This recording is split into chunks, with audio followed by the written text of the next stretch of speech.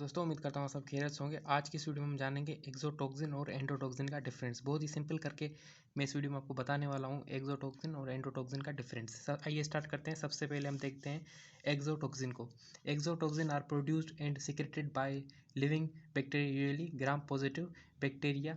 ठीक है, जो एक्सोटोक्सिन होता है वो प्रोड्यूस या सिक्रेट होता है लिविंग बैक्टीरिया के अंदर। वो बैक्टीरिया कौन से होते हैं? वो ग्राम पॉजिटिव बैक्टीरिया होते हैं आमतौर पर। Although some bacteria gram negative bacteria can also produce. कुछ इसमें से जो होते हैं वो ग्राम नेगेटिव बैक्टीरिया भी प्रोड्यूस करते हैं एक्सोटोक्सिन।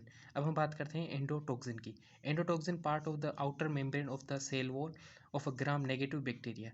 एंडोटोक्सिन क्या है? पार्ट है, आउटर मेम्ब्रेन है, सेल वॉल किसकी cell wall? Gram negative bacteria की। And release when bacteria are die or under lysis. ये तब रिलीज होती है जब बैक्टीरिया मरने वाला होता है या उसकी ब्रेकडाउन, लाइसिस मतलब ब्रेकडाउन होने वाली होती हो। अब देखते हैं इसकी दूसरी पॉइंट एक्सोटोक्सिन की।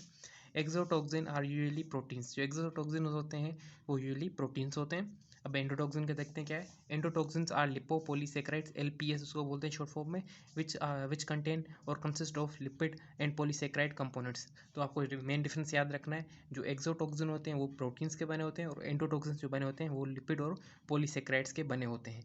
ये बहुत ही इंपॉर्टेंट पॉइंट है। आगे देखते हैं।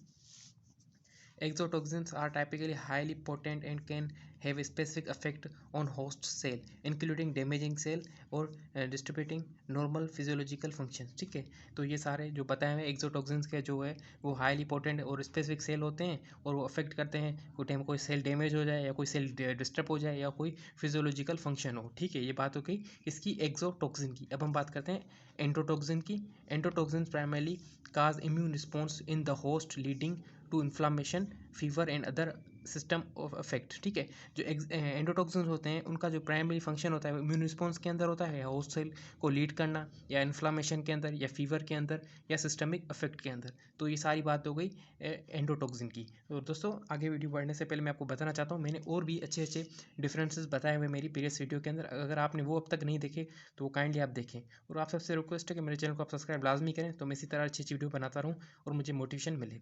अब आगे देखते हैं एक्सोटोक्सिन की point. Exotoxins are generally heat labile destroy by heat. Heat labile का मतलब वो होता है कि वो उनको हीट लगे तो वो डिस्ट्रॉय हो जाते हैं। तो एक्सोटोक्सिन जो होते हैं वो क्या होते हैं? हीट लेबाइल होते हैं। और एंडोटोक्सिन क्या होते हैं? Endotoxin are heat stable and can withstand higher temperature.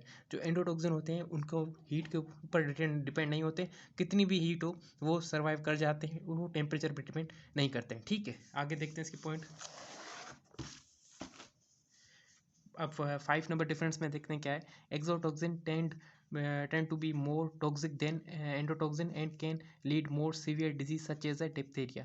जो एक्सोटोक्सिन होते हैं वो मोर टॉक्सिक होते हैं एंडोटोक्सिन से। ठीक है, और ये कुछ डिजीज भी काज करते हैं जैसे कि डिप्थीरिया वगैरह। ठीक है, अब बात करते हैं एंडोटोक्सिन की। Endotoxin tend to be less toxic but can still cause significance affect such as a septic shock in severe infections. तो आप जैसे कि आपको पता है कि जो एक्सोटोक्सिन है वो तो टॉक्सिक है ही, पर जो एंडोटोक्सिन है वो भी कुछ कम नहीं है। उनकी वजह से भी कुछ सिग्निफिकेंट इफेक्ट भी देखे जा सकते हैं जैसे कि सेप्टिक शॉक वगैरह या कोई सीवियर इन्फेक्शन हो जाना। आगे देखते हैं क्या है नंबर 6 में। Exotoxin can stimulate a strong immune response and can often be neutralised by antibodies या एंटीटॉक्सिन्स। जो एक्सोटोक्सिन होते हैं वो स्टिमुलेट करते हैं एक स्ट्रॉन्ग रिस्पॉन्स, जो इसकी वजह से जो है न्यूट्रलाइज हो जाती है एंटीबॉडीज या एंटीटॉक्सिन्स। ठीक है, ये बात हो गई किसकी? एक्सोटोक्सिन की। अब एंडोटोक्सिन की देखते हैं क्या है। Endotoxin do not provoke is a strong an immune response and their affect. जो एंडोटोक्सिन होते हैं वो कोई भी ऐसा स्ट्रॉन्ग इम्यून रिस्पॉन्स या अफेक्ट नहीं दिखाते and often due to the body reactions is to be the LPS, क्योंकि उनकी जो बॉडी के रिएक्शंस वो बने होते हैं लिपिड पॉलीसेकेराइड्स के। जैसे आपको मैंने पहले ही बताया है कि जो एक्सोटोक्सिन्स होते हैं वो प्रोटीन के बने होते हैं, तो उन वजह से उनका जो रिस्पॉन्स वगैरह है वो स्ट्रॉन्ग होता है।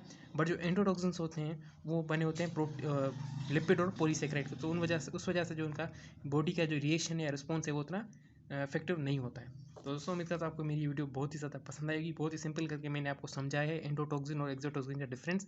इसी तरह मैंने और अच्छी अच्छी वीडियो बनाई है। आप सबसे रिक्वेस्ट है कि चैनल को आप लाजमी सब्सक्राइब करें तो मुझे मोटिवेशन मिले और मैं अच्छी अच्छी वीडियो आपके लिए बना रहा हूँ। आप सबका शुक्रिया। आप मेरी वीडियो देखते हैं।